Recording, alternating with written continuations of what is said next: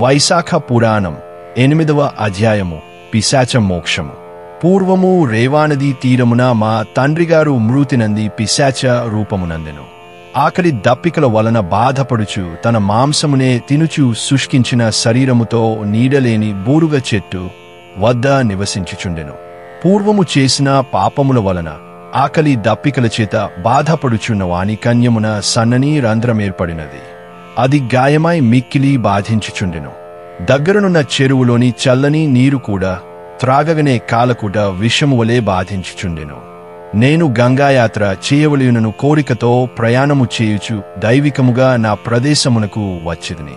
నీడలేని బోరుగు చెట్టుపై నుండి ఆకలిదప్పికల బాధను భరింపలేక తన మాంసమునే తినుచు దుంహక భారమున కన్యబాధ ననుభవింపలేక అరచుచున్న ఆ పిశాచమును జూచి అబ్బురపడితిని. ఇదేమీ అద్భుతమా యని అనుకొంటిని. పిశాచ రూపమున నున్న అతడు నన్ను జూచి చంపవచ్చెను. కాని నా ధార్మిక ప్రవర్తన బలము వలన నన్నేమియూ చేయజాలకపోయెను. నేనును వానిని జూచి జాలిపడి ఓయి భయపడకుము, నీకు నా వలన నే భయమును రాదు. నీవెవరవు, నీ కీర్తి బాధ కలుగుటకు కారణమేమి? వెంటనే చెప్పుము.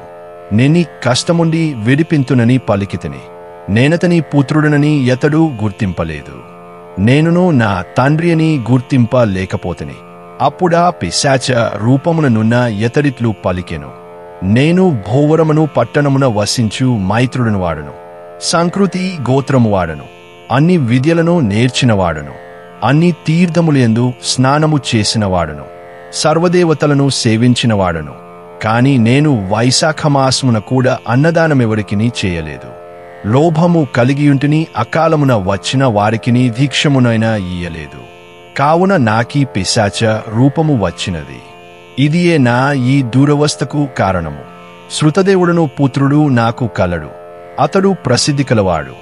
వైశాఖమున గూడ అన్నదానము చేయకపోవుటచే నేనిట్లు పిశాచ రూపము నందితిననియు నేనిట్లు బాధపడుచున్నానియు వానికి చెప్పవలయును. నీ తండ్రి నర్మదా తీరమున పిశాచమై ఉన్నాడు.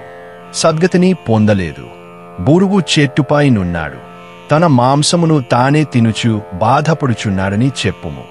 వైశాఖమాసమున వ్రతమును పాటించుచు నాకు జలతర్పణమునిచ్చి సద్బ్రాహ్మణునకు అన్నదానము చేసినచో నేనీ బాధ నుండి విడిపోయి శ్రీ మహావిష్ణు సాన్నిధ్యమునందుదును. కావున ఆ విధముగా చేయమని వానికి చెప్పుము. నాయందు దయించి నాకీ సాయమును చేయుము. నీకు సర్వశుభములు కలుగునని చెప్పుము అనుచు నా పిశాచము పలికెను. నేను నా తండ్రిని గుర్తించి వాని పాదములకు నమస్కరించి దుంహక పీడితుడనై చిరకాలముంటిని. నన్ను నేను నిందించుకొంటిని, కన్నెరు విడుచుచుంటిని. తండ్రి నేనే శృతదేవుడను, దైవికముగా నేర్చుటకు వచ్చినవాడను. తండ్రి ఎన్ని కర్మలను చేసినను పితృదేవతలకు సద్గతిని కలిగింపనిచో ఆ కర్మలు వ్యర్థములు నిరర్ధకములు. నీకీ బాధ నుండి విముక్తి కలుగుటకు నేనేమి చేయవలెనో చెప్పుమని ప్రార్థించితిని. అప్పుడు నా తండ్రియు నన్ను గుర్తించి మరింత దుంహకించెను. కొంతసేపటికి ఊరడిల్లి మనస్ కుదుటపరుచుకొని ఇట్లనెను.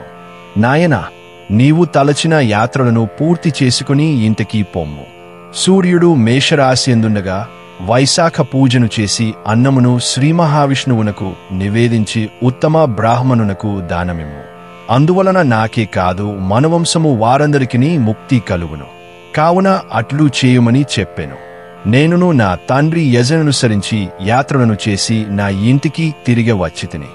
మాధవునకు ప్రీతికరమైన వైశాఖమాసమున వైశాఖవ్రతమును చేయుచు నా తండ్రి చెప్పినట్లుగా శ్రీ మహావిష్ణువును పూజించి నివేదించిన యన్నమును సద్బ్రాహ్మణునకు దానమిచ్చితిని. అందువలన నా తండ్రి పిశాచ రూపము నుండి విముక్తుడై నా యొద్దకు వచ్చి నా పితృభక్తికి మెచ్చి యాశీర్వదించి దివ్య విమానమునెక్కి విష్ణులోకమును చేరి యచడ శాశ్వత స్థితినందెను. కావున అన్నదానము అన్ని దానములలో ఉత్తమము. శాస్త్రములందును ఇదియే చెప్పబడినది, ధర్మయుక్తమైనది. సర్వధర్మసారమే అన్నదానము. మహారాజా, నీకింకేమి కావలయునో అడుగుము చెప్పేదనని శృతదేవుడు శృతకీర్తి మహారాజునకు వివరించెను. ఈ విషయమును నారద మహర్షి అంబరీష మహారాజునకు చెప్పెను. వైశాఖ పురాణం 8వ అధ్యాయం సంపూర్ణం.